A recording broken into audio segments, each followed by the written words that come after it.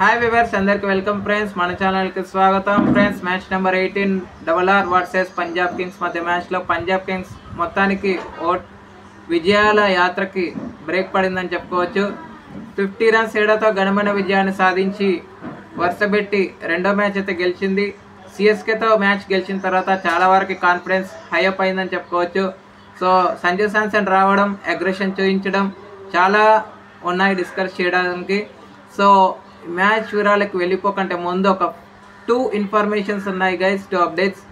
So updates ఏంటి అనేది మనం చెప్పేసిన తర్వాత మ్యాచ్ వివరాలకు వెళ్ళిపోదాం. సో ముందుగా ముంబై ఇండియన్స్ ఫ్యాన్స్కి అండ్ ఇండియన్ క్రికెట్ టీమ్కి చాలా మంచి గుడ్ న్యూస్ అని చెప్పుకోవచ్చు. అదేంటంటే జస్ప్రీత్ బుమ్రా మొత్తానికి కోలుకున్నట్టే, ఫిట్నెస్ టెస్ట్లన్నీ పాస్ అయ్యాడు. సో అతి తొందరలో అంటే ఆర్సీబీ మ్యాచ్కి అవైలబుల్లో ఉంటాడా లేదా అనేది సెకండరీ, అంటే 50-50. బట్ సన్ రైజర్స్తో జరిగేటువంటి మ్యాచ్కి అయితే ఖచ్చితంగా అవైలబుల్గా ఉంటాడు. ఇది మాత్రం కన్ఫర్మేషన్ అయితే అయిపోయింది. సో బుమ్రా మనకైతే అందుబాటులోకి కనిపించబోతున్నట్టు తెలుస్తోంది. అండ్ దేవుడి దయ వల్ల ఖచ్చితంగా తనకి ఎలాంటి ఇంజురీస్ కాకుండా ఉండేటట్టుగా ఉంటే మాత్రం WTC 25-27లో భాగంగా కొంచెం మనకి ఊరట అని చెప్పుకోవచ్చు. సో మరి చూద్దాం. అండ్ అదేవిధంగా నిన్న ఢిల్లీ వర్సెస్ సిఎస్కే మధ్య మ్యాచ్ అయింది కదా. సో MS ధోని పేరెస్ వచ్చారు కదా. MS ధోని రిటైర్మెంట్ ఏమన్నా ఇస్తాడా అనుకున్నారు చాలామంది. అలాంటిది ఏం లేదని స్టీఫెన్ ఫ్లెమింగ్ మాత్రం కొట్టిపడేశాడు. సో ధోని అయితే ఆడతాడు ఈ season, the last. Okay friends, ఇక ఏమాత్రం లేట్ చేయకుండా మనం మ్యాచ్ వివరాలకు వెళ్ళిపోదాం. So let's move in to the topic. Hi hello we were, అందరికీ వెల్కమ్ ఫ్రెండ్స్, మన ఛానల్కి స్వాగతం. మా ఛానల్లో మీకు కనుక వీడియోస్ నచ్చితే లైక్ చేయండి, షేర్ చేయండి, కామెంట్ చేయండి మరియు సబ్స్క్రైబ్ చేయండి.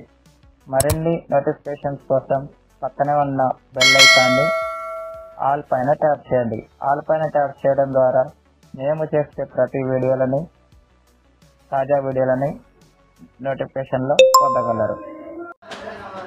సో టాస్ గెలిచి మొదట ఫీల్డింగ్ ఎంచుకున్న పంజాబ్ కింగ్స్కి చేదు ఆరంభం అయితే దక్కడం జరిగింది. అది RRకి శుభారంభం దక్కిందని చెప్పుకోవచ్చు. ఫస్ట్లో మాత్రం హర్షదీప్ సింగ్ పెట్టే టెస్ట్లని పాస్ అయ్యాడు యశస్వి జైస్వాల్, ఎందుకంటే అప్పటివరకు స్ట్రగుల్స్ ఫేస్ చేస్తూ వచ్చాడు. ఎప్పుడైతే లక్కీ ఫర్గుసన్ని ఎదుర్కొని బౌండరీస్ సాధించాడో అక్కడి నుంచి వరుసపెట్టి బౌండరీస్ మీద బౌండరీస్ మంచిగా పూర్ ఫామ్ నుంచి మంచి ఫామ్లోకి అయితే రావడం జరిగింది. గత 3 మ్యాచెస్లో తను తక్కువ రన్స్ చేసినప్పటికీ నిన్నటి మ్యాచ్లో మాత్రం హాఫ్ సెంచరీతో కథం తొక్కడం జరిగింది. సో 67 రన్స్ వేశాడు. ఇద్దరి మధ్య మంచి పార్ట్నర్షిప్ బలపడింది. సంజు శాంసన్ అండ్ యశస్వి జైస్వాల్. 10 ఓవర్స్కి 85 స్కోర్ ఉండగా స్ట్రాటజీ టైమ్అవుట్ తర్వాత ఏమాత్రం మొమెంటం కూడా రాలేదు పంజాబ్కి అని చెప్పుకోవచ్చు. అయితే 11th ఓవర్లో వికెట్ మొత్తానికి లక్కీ ఫర్గుసన్ సంజు శాంసన్ని అవుట్ చేశాడు. 38 రన్స్ వేసి తను అవుట్ అయ్యే సమయానికి స్కోర్ 89. ఆ తర్వాత కొంత పార్ట్నర్షిప్ బలపడుతున్న టైంలో యశస్వి జైస్వాల్ 67 రన్స్ అయితే చేసి సెకండ్ స్ట్రాటజీ టైమ్అవుట్ తర్వాత వికెట్ అయితే రావడం జరిగింది. మంచి పార్ట్నర్షిప్ కూడా బ్రేక్ పడింది. అయితే రియాన్ పరాగ్, నితీష్ రాణా మధ్య పార్ట్నర్షిప్ బలపడుతున్న టైంలో అంటే చెప్పాలి అంటే నితీష్ రాణా ఎక్కువసేపు అయితే క్రీజ్లో ఉండలేడు. అటాకింగ్ గేమ్తో వచ్చాడు. ఎంత ఫాస్ట్గా వచ్చాడో అంతే ఫాస్ట్గా 12 రన్స్ వేసి వెళ్ళిపోవడం జరిగింది. కానీ రియాన్ పరాగ్కి నిజంగా నిన్న మొత్తం లక్ ఫ్యాక్టర్ ఉండిందని చెప్పుకోవచ్చు. రియాన్ పరాగ్ అండ్ ఎట్మైర్ మధ్య 50+ పార్ట్నర్షిప్ వచ్చిన తర్వాత 20 రన్స్ వేసి ఎట్మైర్ అవుట్ అయ్యాడు. హర్షదీప్ సింగ్ బౌలింగ్లో ధ్రువ్ జురెల్ కూడా త్వరగానే వెళ్ళిపోయాడు. బట్ లాస్ట్లో కొంత రన్స్ కాంట్రిబ్యూట్ చేసింది. అంటే ఈ వాల్యుబుల్ రన్స్ ఏవైతే ఉన్నాయో 30 రన్స్ అవి చాలా బలపడిందని చెప్పుకోవచ్చు. సో లాస్ట్లో 43 రన్స్ వేసి నాట్అవుట్గా ఉండడం అయితే జరిగింది రియాన్ పరాగ్. సో మొత్తానికి హర్షదీప్ సింగ్ లాస్ట్ ఓవర్ వచ్చేసి 18 రన్స్ ఇచ్చాడు. 18 రన్స్ పరక్ పడింది. ఆర్ఆర్కి మొమెంటం మొత్తం రావడానికి. సో మొత్తంగా వికెట్స్ కనుక చూస్తే లక్కీ ఫర్గ్యూసన్కి 2 వికెట్లు, ఆ తర్వాత హర్షదీప్ సింగ్కి 1 వికెట్, మార్క్ యాన్సన్కి 1 వికెట్ అయితే రావడం జరిగింది. ఇక ఎక్స్ట్రాస్ మాత్రం 12 ఎక్స్ట్రాస్ అయితే ఇచ్చారు. అనంతరం లక్ష్య ఛేదను ఆరంభించిన ఆర్ఆర్కి మాత్రం ఆదిలోనే గట్టి ఎదురు దెబ్బ తగిలింది. శ్రేయస్ అయ్యర్ అండ్ ప్రియాంచార్య మాత్రం ఎదుర్కొన్న ఫస్ట్ బాల్కే జఫ్రాచర్ బౌలింగ్లో క్లీన్ బౌల్డ్ అవ్వడం, గోల్డెన్ డగ్గా వెనుదిరగడం. ఆ తర్వాత శ్రేయస్ అయ్యర్ 10 రన్స్ వేసి లాస్ట్ బాల్ ఆఫ్ ద ఓవర్కి అవుట్ అయ్యాడు ఫస్ట్ ఓవర్లోనే.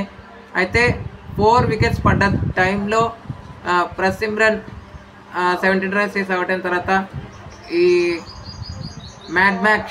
మ్యాక్స్వెల్తో పాటు లేయాల్ వదేరా కొంత పార్ట్నర్షిప్ బిల్డ్ చేశారు. క్లోజ్ టు 60-70 వెళ్ళింది పార్ట్నర్షిప్. ఆర్ఆర్ వైపు మొమెంటం వస్తున్న టైంలో 15th ఓవర్ లాస్ట్ బాల్లో మ్యాక్స్ 30+ రన్స్ వేసి అవుట్ అయ్యాడు. ఆ తర్వాత 16th ఓవర్లో సెట్ అయినటువంటి 62 రన్స్ వేసి లేయాల్ వదేరా తను కూడా అవుట్ అయ్యాడు. ఆ తర్వాత ఎవరు కూడా కాంట్రిబ్యూట్ చేయలేకపోయారు. అందరూ సింగిల్ డిజిట్ స్కోర్సే చేశారు. అంతా ఇంత డబుల్ డిజిట్ స్కోర్కి రీచ్ అయ్యిందంటే 10 రన్స్కి, అది కూడా శశాంక్ సింగ్ మాత్రమే. ఆయన మాత్రం నాట్అవుట్గా ఉన్నాడు. మిగతా వాళ్ళందరూ బ్యాట్లు ఎత్తేసారని చెప్పవచ్చు. ఇక వికెట్స్ కనుక చూస్తే జఫ్రాచర్కి 3 వికెట్లు, ఆ తర్వాత అజరంగాకి 2 వికెట్లు, అందరికీ తలా 2 వికెట్లు అయితే రావడం జరిగింది. లాస్ట్లో సందీప్ శర్మ కూడా మంచి బలోపేతం చేశాడని చెప్పొచ్చు. సందీప్ శర్మ కూడా 2 వికెట్లు వచ్చాయి. లాస్ట్లో 1 వికెట్ కూడా తీసుకోవడం అయితే జరిగింది. ఎక్స్ట్రాస్ వీళ్ళు 15 ఎక్స్ట్రాస్ అయితే ఇచ్చారు. వైడ్స్ బాగా వేశారు. కొంచెం ఈ వైడ్లను నియంత్రించుకుంటే చాలా చాలా మంచిది. ఇక player of the match award అయితే నో డౌట్ నో సర్ప్రైజ్ మన జఫ్రాచర్కి player of the match award అయితే వారించడం జరిగింది. ఓకే ఫ్రెండ్స్, ఇక ఈరోజు match number 19 SRH versus GT మధ్య మ్యాచ్ అయితే ఉంది. ఎవరు విన్ అవుతారు అనుకుంటున్నారో కామెంట్ బాక్స్లో కామెంట్ చేయండి. Thank you friends. ఇలాంటి అప్డేట్స్ కోసం ఛానల్ని సబ్స్క్రైబ్, షేర్, లైక్, కామెంట్ చేయండి. మరొక అప్డేట్తో మీ ముందుంటాను ఫ్రెండ్స్. అంతవరకు సెలవు, నమస్కారం.